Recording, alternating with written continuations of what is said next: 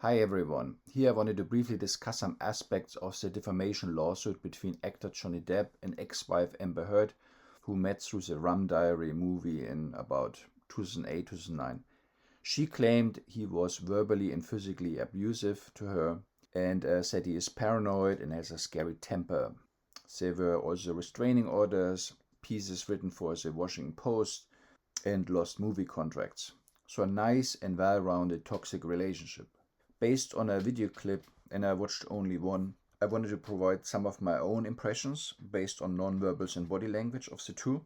This one is particularly nice because we see the split screen, so someone is saying something and then we see the impressions on the other person's face, so we can see to what degree they correlate. So in a sense we see stimulus and response at the same time. It is also interesting to read the comments underneath the video clip, which were solely in favor of Johnny Depp.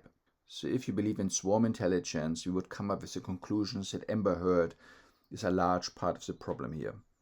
Okay, let's get started. Mr. Depp, I'd like to now turn to your relationship with Miss Heard.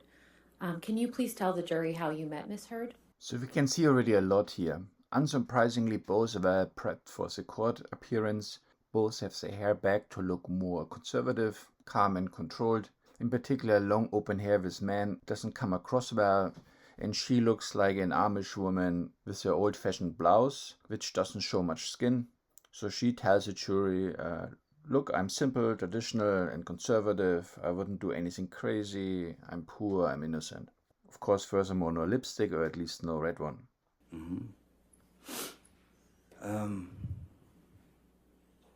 2000.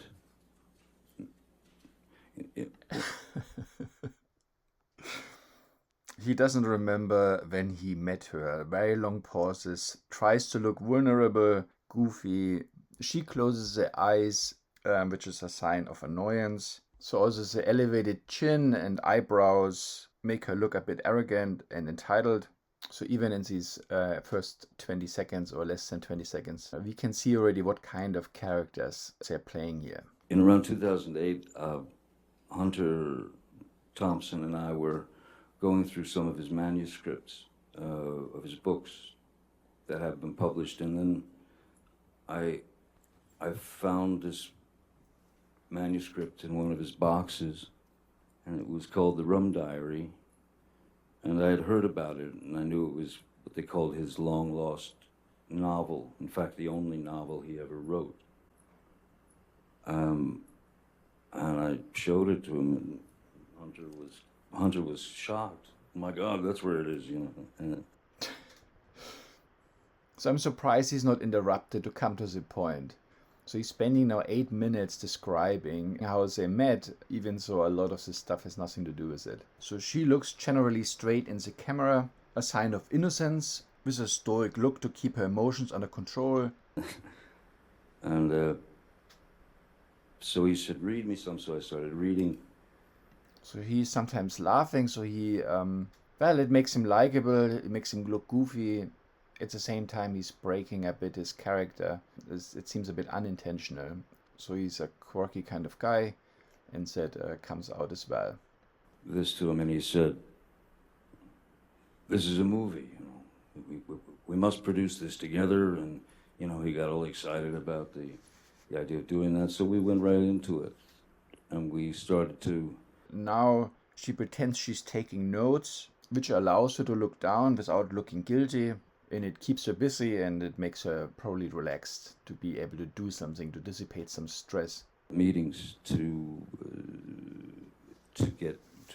get money, financing to develop the project, and we finally ended up getting the money to develop the project and to make the film of the book, but I knew every angle of the film that he wanted with it. So Amber looks like she's about to cry, so he tries even more to look stoic and calm. I wonder if her sadness doesn't also reflect her true feelings for Johnny Depp. There could be even still feelings for him, and vice versa. People with many unresolved issues from their past or childhood, they often project impressions from their early childhood traumas onto partners, which then leads to these toxic relationships. but there's these moments where the true self is shining through. And yeah, they might still have feelings, but doesn't mean, of course, relationships work out. So he's taking his time, he's storytelling, he tries to capture the jury and audience, to pull them into his world. So he's playing his charm. We can also see it based on his long pauses, which are not really necessary, but they are dramatic tools, without having to change the intonation or without having to appear loud. However, his thinking speed, which ultimately limits his speech, appears very slow. So, of course, causes can be brain injury, mental illness, depression, tiredness, age, lack of nutrients or vitamins. Here, more likely, it's due to a lifetime of drugs and alcohol. But he learned how to use this to his advantage. So he thinks that's what makes him charming and vulnerable. It's just a play. Bruce had been auditioning girls or women for the role of Chenault in the film. So that was interesting. He says girls, and then he corrects himself to say women, and she is shaking her head. So he became aware of the wrong word, which makes him look sexist, and she is using that by responding, giving a bit of a sign of outrage.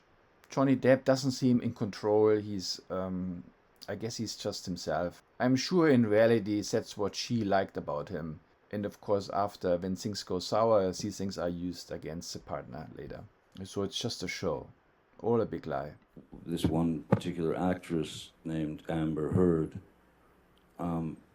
he said that he'd auditioned her 5 times, and he was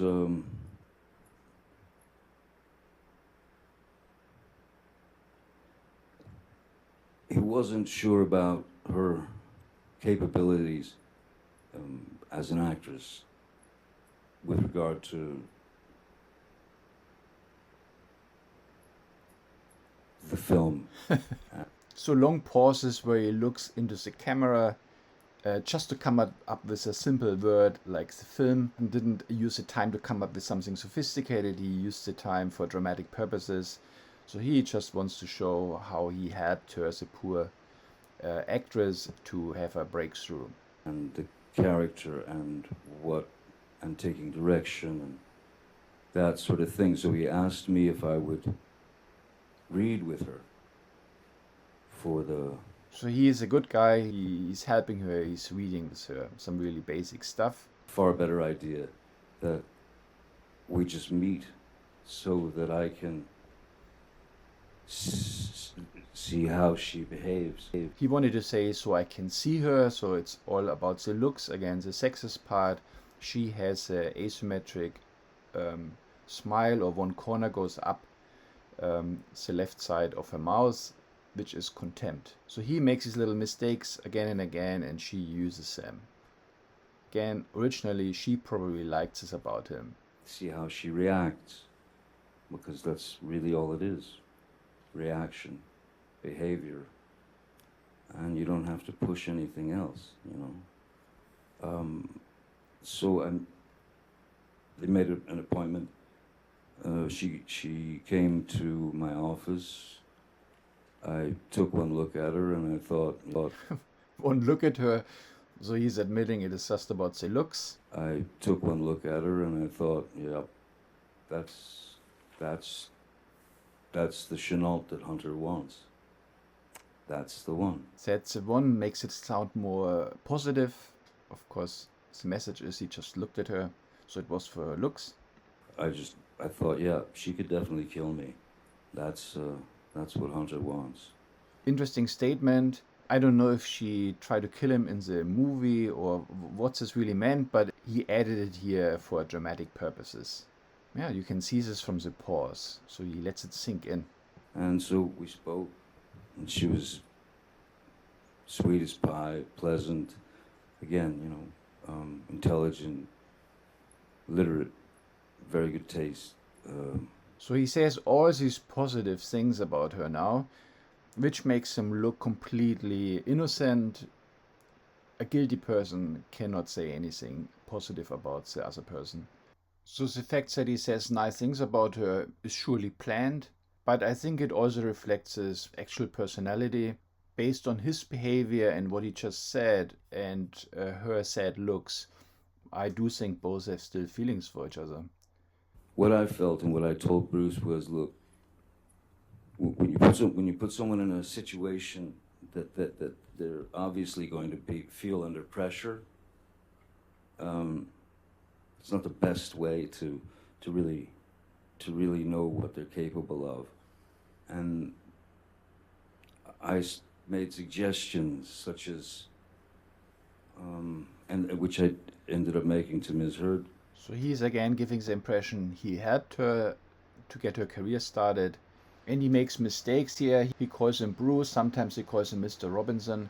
But this is just his charm, basically. He's not... Initially, well, yeah, no, mostly very few interactions. I remember there was a time, I wasn't working that day, but I was producing, one of the producers of the film, and it was a scene from the book that was a scene where Ms. Heard's character was in a nightclub and were amongst the locals, and she's very drunk and everybody's very drunk, and she ends up dancing with a few of the local, like one of the local guys and stuff, and then the other local guys start to sort of close in on her. In the book and in the screenplay as it was written, there was there was a requirement for nudity. So he displays pauses again, speech errors. He's pretending he helped her. He described her being drunk in the movie. So that doesn't make her look good. It sort of projects on her bad behavior and then how he helped her in these situations, not having to show nudity. Took her shirt off and she had a red bra on and a skirt. Then if she had a red bra in her hand, when the crowd surged in on her, all she had to do was lift the red bra. So he's spending a lot of time acting and trying to pull the audience in and making himself like the good guy. Up out of the crowd, telling Ms. Heard, "Hey, you don't have to take your clothes off. You don't have to take your top off. You don't have to. Everything's cool." So he's breaking character again by giggling and laughing. Of course, it shows it's all a big act. Room, and she opens the shower, and we kiss. And that moment was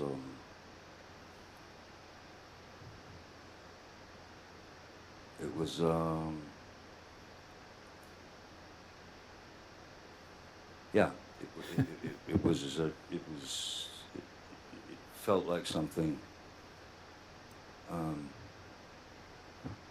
It felt like something that I shouldn't be feeling, because she had her wife. I don't understand. She had a wife? And I had Vanessa and kitties and yeah. So here he looks down and makes himself look guilty for having started this affair while being married and so on. He's still showing himself vulnerable and like a good guy. So in summary, obviously both are well prepared in terms of their external appearance. They look more conservative than they obviously are in terms of their passionate but also toxic relationship. He tries to pull in the audience and jury into his movie world, giving a bit of a performance with the dramatic pauses and irrelevant material, sort of storytelling, and presenting himself as a good guy who made her career. But then, of course, his giggles and his sexist comments come through, and she uses these as well to look annoyed and shaking her head. So here we see probably the true Johnny Depp.